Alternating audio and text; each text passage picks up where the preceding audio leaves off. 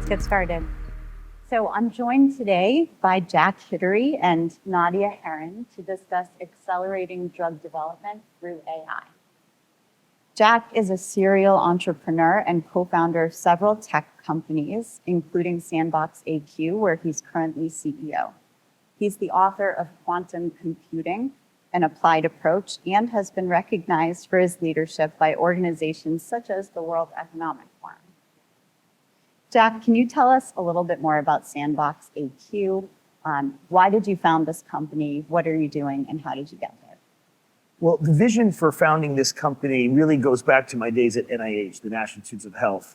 And I was doing research there, and our lab was one of the first to bring in the idea of neural networks, which is inspired by the brain's architecture, but we can instantiate them in a computer and use them for pattern recognition. We, in our lab, were using it to look at brain images themselves. So kind of a full circle, a brain-inspired pattern recognition tool looking at brain images. And what we showed is that indeed, we can have the computer see things that our human eyes could not see.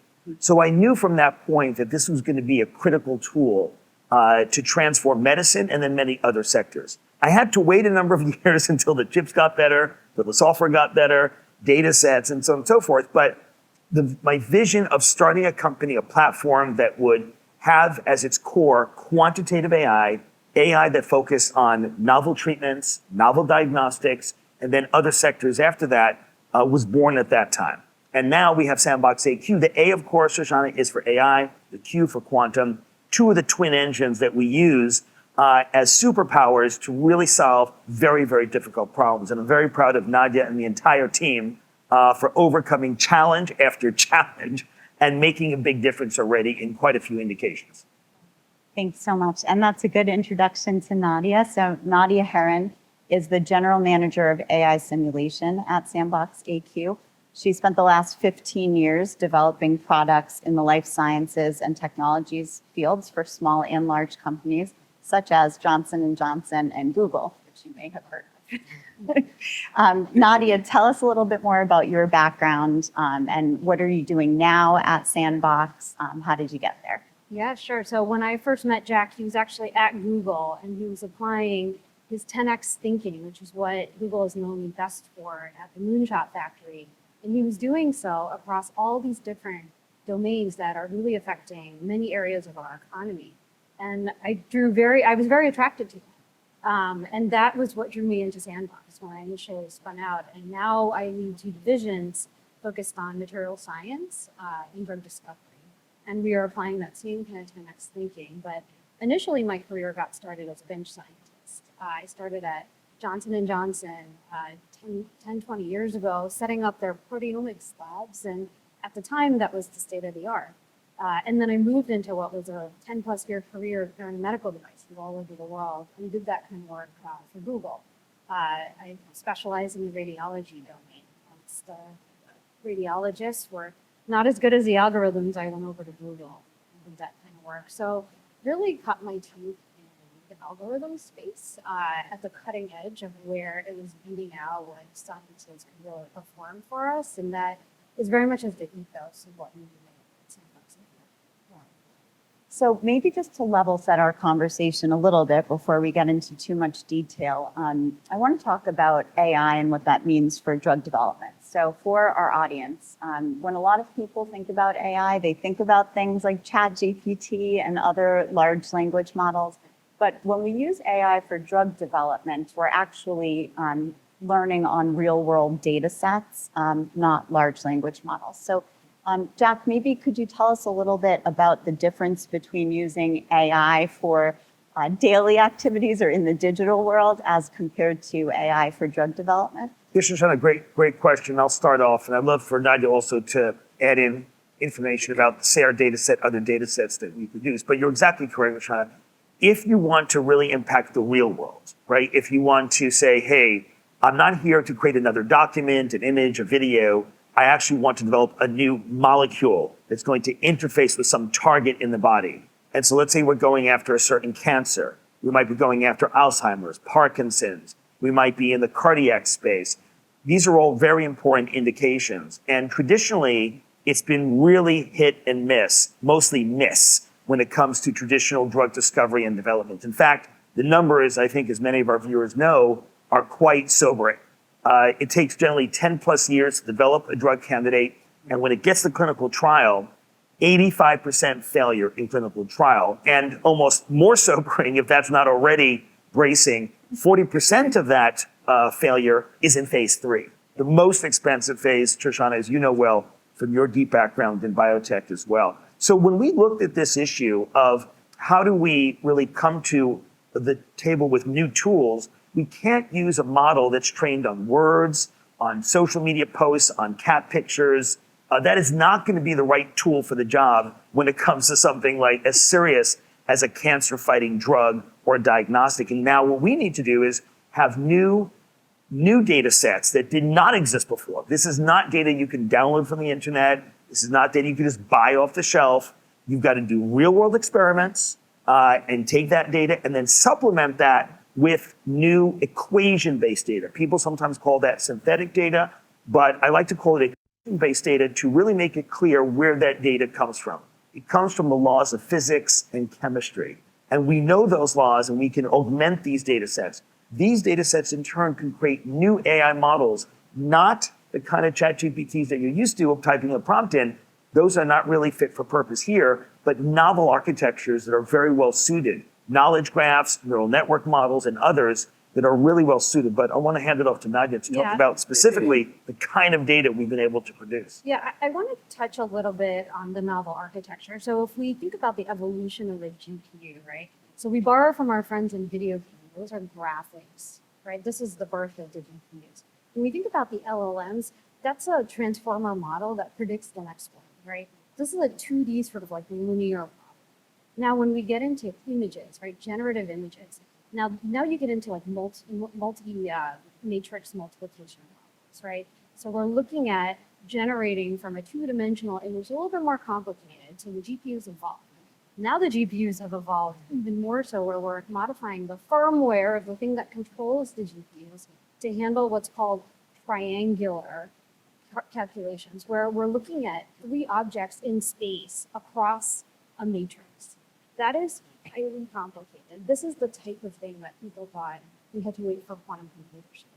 But it turns out we don't, right? And so through our partnership with NVIDIA, we've been able to exploit this kind of architecture through our models. And that is the power of the LQ network. You cannot compare what is a two-dimensional fragment of letters to the complexity of a molecule that binds to its target in 3-dimensional space, taking into account everything that's happening around it. And so that is what we've done. And over the last couple of months, we've released to the scientific community numerous models, including SARE, which has the largest binding affinity set of co-folded structures. There's a molecule, a drug-like molecule with its target that what a person can use to start drug discovery, right? And so over time, we've relaxed the need to have the structures that you would have to go to a cryo-EM to get as an input to start drug discovery using computers. We've relaxed the need for that. And not just to build on what you said, AQ Affinity, which Nadia and team just released in the last 10 days to the world, public, open source, Shoshana, so that researchers can use it, drug developers can use it. AQ Affinity represents the frontier, the edge now of what is possible, both in terms of determining the structure of that new novel candidate molecule and the receptor, could be a protein as an example, and also the affinity, the binding affinity of how it will actually attach. So this is a very exciting moment. Again, large quantitative models, LQMs, versus and complementary to large language models. Yeah. Okay, so that's a good transition. Most of us, I think all 3 of us, did get our start in the wet lab on the bench, and you typically would start exactly where you just outlined. I want to target a protein. It's an enzyme, it's a receptor, whatever it is. Let me look at the structure. Let me use medicinal chemistry to target a molecule. You know, oftentimes you have large libraries. It goes through the sequence, and the numbers are very disheartening. I mean, you threw them out there, Jack, but we're all used to hearing this, right? Approximately 10 years to develop a drug. I mean, once you know the target, even at that point. and less than 10% success rate. And I know I've been guilty of becoming complacent with that. You try to shave a year off, 2 years off, but I think we're at a point with technology where we can do much better. So can you help us to understand what are we doing with AI right now that can shorten the drug development timeline? Like, what should people be expecting today? And then I'll ask you about 10 years. Sure. Let me start, and Nadia, I'm sure has other examples, but when you look at the end-to-end of drug development, drug discovery, and then development, and also in the clinic, it's absolutely critical now to think about AI all throughout the process. Target identification validation, as you mentioned, can take years on its own. Yeah. And that's an area, and I'll ask Nadia to delve into that. Once you have the target, you want to drug it either with a small molecule or increasingly, a lot of us are interested in biologics. Yeah. These larger molecules, we're having a lot of success there. And Keytruda and other checkpoint inhibitors are an example of a biologic that has literally saved the lives of millions of people out there. And then in clinic itself, people sometimes think, AI, its job is just to deliver it to the clinic and then we're done. Actually, what we're seeing is when something is in clinical trial, we find that of the failure, half is due to lack of efficacy and half is due to severe side effects. We call them SAEs, as you know, all too well, Shoshana, from your backgrounds as well, severe adverse effects. And often those drugs then go on the shelf, they get killed off, but actually we can now save some of those drugs. We can analyze what is that adverse effect or that SAE, and we can understand what part of the cohort of people in that trial are being impacted by that interaction. It's not everybody. Usually it's only a few percent. And often the trial has to be halted, and then we've got to analyze, and we've got tool sets now that help us understand what specifically is happening and then help the company make an assay that can test for that interaction before those folks come back into a cohort. We can then have that drug move on and have a very successful impact on the world without having to lose it in phase 2, phase 3. So Nadia, maybe you want to talk about the early stage as well. Yeah, sure. So let me give an example of some of our work with Dr. Stanley Prusiner, who won the Nobel for the discovery of prion proteins. He won this Nobel in the early 90s, and he is now at a stage of his life where he doesn't have time to go through this process of potential failure. And so he came to us because he has this very novel mechanism of action, very novel modality. But as you know, when you're probing on the bench, you're looking at everything indirectly. You're looking at second, third order effects and trying to subsume what might be happening. And so he came to us and we built custom solutions to help him understand the complexity of his system using these physics-based methods. And I was actually in the room, I don't know if you remember this, Jack, when he first saw the mechanism of action of what was actually happening for what he had studied his entire career and what was going on in the brain. And he was like nothing short of shock to just fully understand that. And that's an example of kind of early stages, right? We've shaved years off that process. It was an emotional moment, actually. It was an emotional moment, yeah. He got emotional. He did. And then, for other companies that we're working with, they have drugs that are stuck in clinical trials. They need to show the FDA the mode of action because the FDA doesn't believe that what they're saying is true, right? They have no evidence. And so that's the kind of situation through simulation, we can shortcut those learnings. They can go give them the answer key, replicate that efficacy on the bench and show the FDA that data to move things along. So those are two very pointed examples. In the case of AQ Affinity that we just released last week, we can go from an amino acid sequence to a drug in complex with its target. That is novel. I mean, the Nobel was awarded 2 years ago for a static image, what is essentially a picture. It was not dynamic. And so it wasn't practical for the utilization across drug discovery for many people who actually used AlphaFold in drug discovery. Amazing innovation, amazing breakthrough, showed what was possible with compute, but we've taken it to its full depth of where it can go. Yeah, that's really amazing. And, notes to self, we're getting ready at my current company to start our first clinical study, a phase 1 study Excellent. in oncology patients, and just recognizing all of the additional information that we can pull in through these technologies so that we can do our best job at predicting, the phase 2 that will show the best efficacy in the best patient populations at the right dose. These are tools we didn't have a few years ago. Shoshana, if I can just add on that. Please.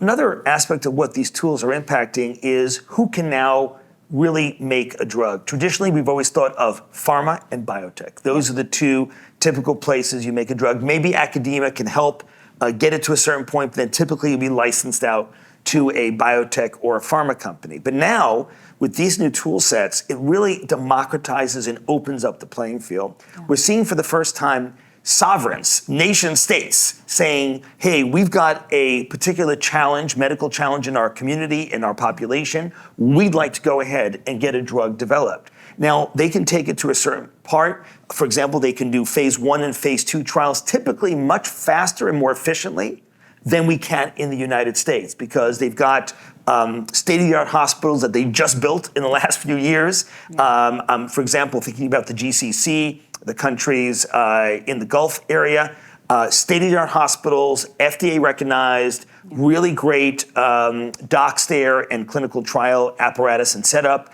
And they can then move it through phase 2 and then reach out to the pharma community and say, who wants to be our partner to take us to the next step? That is not something we've seen 4 or 5 years ago. Yeah. But these new tools allow non-traditional entities to be part of this incredible opportunity of developing key life-saving drugs, particularly when those drugs will impact diseases of their population that maybe some of the traditionals have not yet impacted. Yeah, and what's interesting about that is that they don't have the baggage of the 10 years of investment in cryo-EM and state-of-the-art glassware and all of that stuff, right? They get to rethink this whole problem from an efficiency and an ROI perspective to help their people.